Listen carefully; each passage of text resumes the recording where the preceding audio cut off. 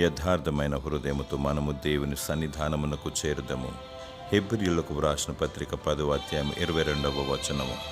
కల్మషము, స్వార్థము మరియు నటనతో దేవుని కనుగొనలేము, ఆయనను చేరలేము. యథార్థత, భయము, భక్తి, వినయము, విధేయత, మంచితనము చాలా అవసరమైనది. దేవుని సన్నిధి మనకు పెన్నిది. ఆయన సన్నిధిని కోరుకుని వారిని దేవుడు ఎంతమాత్రమును త్రోసివేయడు. యథార్థ హృదయులను ఆయన వర్ధిల్ల చేయును. దేవుడు అంతరేంద్రియములను పరిశోధించువాడు. యథార్థమైన హృదయముతో ఆయన సన్నిధిలో చేరి నీ హృదయాన్ని కుమ్మరించాలి. ఆయన అంతరాత్మలో సత్యమును కోరువాడు. నీవు దీవించబడి ఇతరులకు దీవెనకరముగా మారాలి. దేవుని ఆత్మతో సత్యముతో ఆరాధించాలి. ఆత్మీయమైన బలమును పొందుకోవాలి.